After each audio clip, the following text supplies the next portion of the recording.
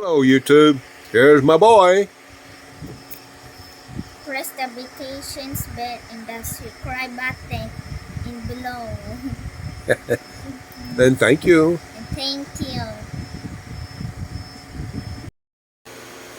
Well, hello, everyone. Welcome to my channel. If you don't mind, please subscribe, like, and share. A little information today. I made a few notes, so you have to bear with me. This is pertaining to children born abroad or here in the Philippines. Bringing this up because if something came to mind, I thought it'd be a good information to give because there has been questions about children being born here. Well, this pertains to U.S. citizens because I'm not familiar with other countries. Okay, your child has a birthright, and they can be U.S. citizens and Filipino. They can be dual citizenship. Now, if your wife is pregnant, or if you're planning on kids, or if you have kids, this is what you need to do. Now, once your wife is pregnant, you need pictures before she got pregnant and during the pregnancy. It's good to have a good recorded history. Highly recommend, and it's a requirement, make sure you keep documentation of all the doctor's visits, and make sure she keeps those doctor's visits. Very important. And once you get the ultrasound, make sure you get a copy of it. And pictures again if possible. Document everything.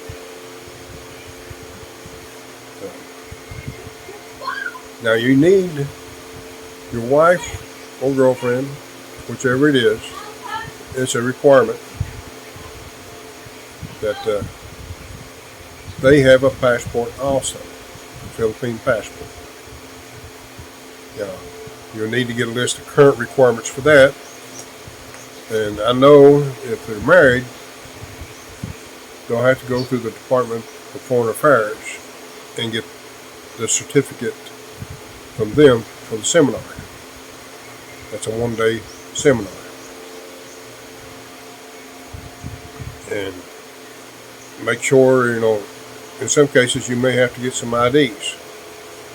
Postal ID now is valid. They've got a national ID available. Hopefully they've already got that. So that's the two required IDs for getting the passport. Because you'll need 3 upon submission for the CBA. And when she gets her passport, they make a 3rd thing. And you will need her birth certificate, and you need NSA copies, or NSO, I think it is, or whatever. Anyways, it's through the national statistics. You must get those copies from them. I recommend getting 5. You'll need them. Now, once the child is born, you need to contact the embassy and get you a caseworker. And now that you got a caseworker, you need to work on getting the child a Philippine passport. Now, that's not a complicated thing. It's not hard to do. You need to get the Philippine passport. And again, you need NSA birth certificates, and again you need to get 5 copies because over time you will use them. I stress that a lot because we didn't do that in the beginning, and we had to wait on copies, and sometimes that can take some time. It depends. And don't forget the pictures and all that. You need to build a portfolio. Now you will need a copy of your birth certificate and copies of your passport. That's some of the things that I had to do. I made myself some notes. and need to contact your caseworker once you got all these things in place. And you will be submitting these documents to the embassy within the review, and also schedule an interview. They will come out and interview you. It depends on their scheduling, how much time it's going to take, I don't know. You just have to work with them and hope for the best. Now, upon the interview, they will require privacy between you and your wife or girlfriend to be separate. They will interview each one of you separately, and they be wanting to see the baby also. Now, this is all done, and the reason behind it is to see if there's a DNA required. We didn't have to have DNA. It was too obvious.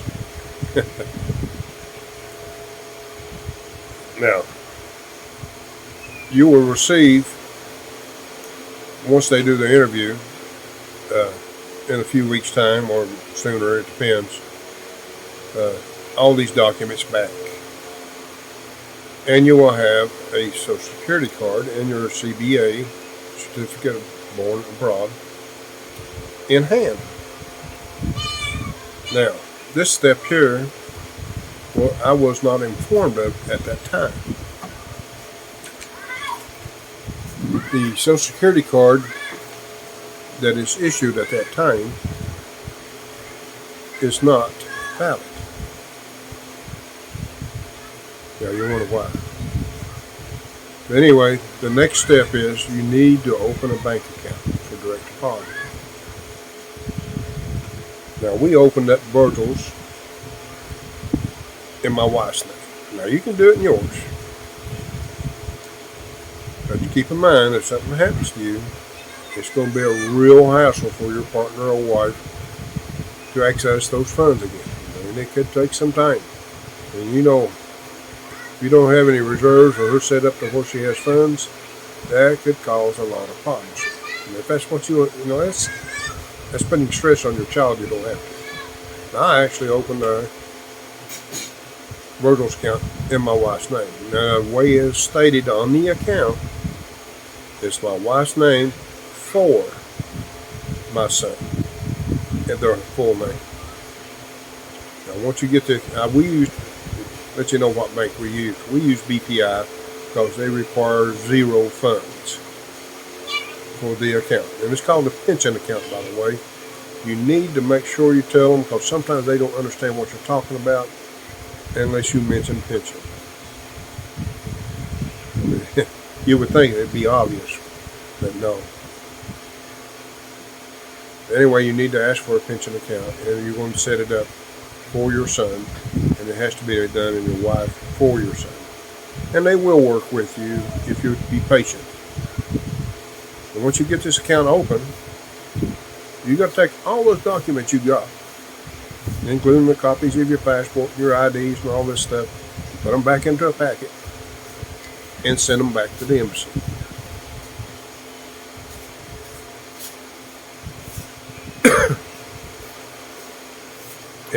Normally it takes a couple of weeks or so to get all this back.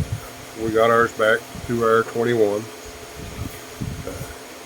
And at that time, the Social Security number, you get a new card, so we end up with two of them with the same number, and it'll be valid. And the next process is waiting for Social Security to start making those payments. Usually it's around 90 days to 120 days, something that thereabouts. Now, there's something that I read, I don't know if it's changed or not, but you have to check with the embassy and find out and verify it. I think they only back up 6 months, so if you don't do this when the child is first born, you could miss out on some money. That's up to you. That's your choice, but I thought I'd make you aware of what's going on. Again, this process is not that complicated. It's the hardest part is making sure you get all the requirements in place. Work with your caseworker. Don't be afraid to ask questions. They're slow about responding, by the way. And request a valid phone number. I actually ended up with a personal cell phone number, and I ended up texting and scheduling a time we could talk. So that's some pointers I can give you, if they will give you that information. I was lucky enough I got it, and hopefully this helps someone.